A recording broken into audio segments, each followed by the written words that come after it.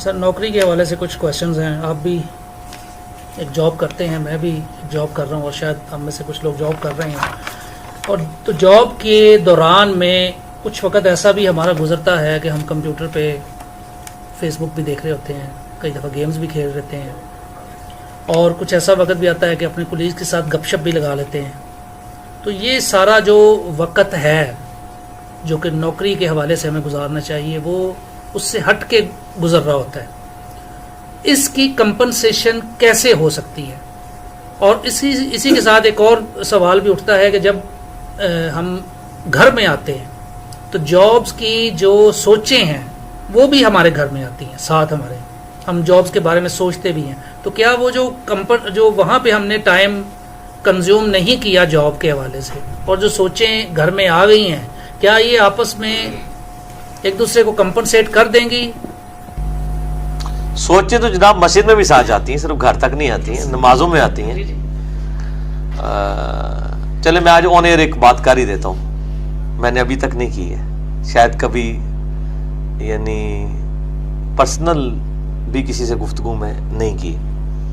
صحیح بخاری میں موجود ہے کہ حضرت عمر فاروق رضی اللہ تعالیٰ کہتے ہیں میں اپنی جنگ کا پلان نماز میں کرتا ہوں.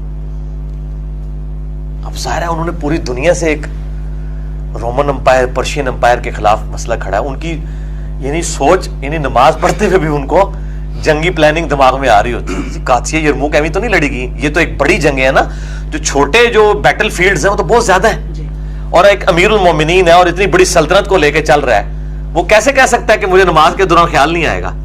تو اکثر لوگ پوچھتے ہیں اور جی نماز میں اگر خیال آئے تو نماز کا فائدہ ہی کوئی نہیں ہے. بھائی نماز کی شرائط میں کہیں بھی قرآن و حدیث کے اندر نماز کی کنسنٹریشن نہیں ذکر ہوئی ہے کہ یہ نماز کی بنیادی شرط ہے. چیلنج ہے میرا, نماز کے ارکان کی بات ہوئی ہے کہ قیام کرنا ہے, رکوع میں جانا ہے, رکوع سے کھڑے ہونا ہے, 2 رکعتوں کے بعد بیٹھنا ہے, اور 4 رکعتوں کے بعد یہ 2 رکعتوں کے بعد سلام پھیرنا ہے. یہ باتیں ہوتی ہیں. وضو ہو, غسل ہو, کہیں نہیں ہوتا کہ پوری توجہ ہو ورنہ نماز نہیں ہوگی. وہ اعلیٰ ترین درجہ ہے. ظاہر ہے جب ہم ایک دنیاوی معاملات کو لے کے چل رہے ہوتے ہیں تو کوئی چیزیں ہاں جان بوجھ کے مطلب سوچ لانا وہ تو ایک چیز غلط ہے. لیکن بعض اوقات اب ایک بندہ حالت جنگ میں ہے, نماز خوف کیوں کہا گیا جنگ کے دوران نماز پڑھنے کو؟ اب آپ کیا سمجھتے ہیں جو بندہ جنگ کے دوران نماز پڑھا تو خوشو خصو سے پڑھ رہا ہوگا؟ اسی میں موجود ہے کہ جب تم خوشو خصو کی حالت میں ہو پھر اللہ کا کثرت سے ذکر کرو, کیونکہ اس وقت پاسبل نہیں تھا خوشو خصو. اسی طریقے سے حضرت عمر جو جنگی پلان کر رہے ہوتے تھے نماز کی حالت میں, یعنی ان کے اوپر جنگ سوار تھی نا, تو وہ مطلب نہیں اس کو دور کر سکتے تھے خیالات کو. تو اڑی ٹرالیاں نہیں عثمان صاحب صحیح ہو جان گیا, ٹھیک ہے. تو اس میں مطلب یہ میں اسی لیے نہیں تھا بتاتا کہ لوگوں نے اپنی ٹرالیاں, دکانوں کے حساب, لوگوں نے اپنی وہ یعنی پڑھائی لکھائی کی چیزیں بھی انہوں نے کہا جی ہم نماز میں کریں. یعنی آپ جب اس لیول کے اوپر ہو کہ آپ اتنی بڑی رسپانسبلٹی آپ کے اوپر, یعنی پرائم منسٹر آف پاکستان اگر اس کیفیت سے گزر رہا ہے نا, اس کے ریلیکسیشن ضرور ہو سکتی ہے, عام بندوں کے لیے نہیں ہو سکتی, قطعاً نہیں ہو سکتی. تو یہ جو معاملہ ہے نا جی دفتر والے معاملے میں, اگر دفتر والوں نے یہ قدغن لگائی ہوئی ہے کہ آپ آفس میں آفس کے کام اگر نہیں ہے تو آپ یہ کام نہیں کر سکتے, تو پھر تو غلط ہے. تو کوئی دفتر نہیں کہتا, دفتر یہی کہتا ہے کہ آفس کی کاسٹ پہ نہ کریں. اب دفتر میں اب جب آپ فارغ بیٹھے ہیں, آپ کا بیٹھنا ہی اصل میں نوکری ہے. سرکاری مطلب آپ کو پتا ہے کہ کام 24 گھنٹے تو نہیں ہو رہا ہوتا. بعض کا بہت زیادہ کام آیا تھا, لیٹ سیٹنگ کرنی پڑ جاتی ہے.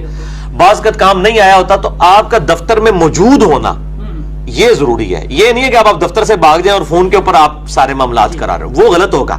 دفتر میں رہتے ہوئے ظاہر ہے کبھی آپ نے کوئی پرسنل پرنٹ آؤٹ لے لیا اپنا, ہاں تو ٹھیک ہے, جائز ہے. کیونکہ وہ پرنٹ آؤٹ لینے کے لیے اگر آپ دفتر سے باہر جاتے ہیں تو ایون حکومت پاکستان اور آپ کا باس بھی آپ کو کہے گا یار ایک پرنٹ کے لیے باہر نہ جاؤ, تمہاری اس سے زیادہ ضرورت اندر ہے. یہ 2 روپے ہم نے بچا کے ایک اپنے ملازم کو اس تکلیف میں تو نہیں ڈالنا کہ وہ 50 روپے کا پیٹرول خرچ کے اتنی دور جائے اور وہ اتنا ٹائم بھی خرچ کرے اور شارٹ لیو لے کے جائے. یار تم شارٹ لیو نہ لو, تم ادھر ہی کر لو. میں تو اس طرح کرتا ہوں کہ مطلب میں کبھی اس طرح کے پرنٹ آؤٹ لوں نا تو میں لا کے نا رم رکھوا دیتا ہوں A4 سائز کے, یعنی اس سے زیادہ میں دفتر کو ان پٹ دے دیتا ہوں.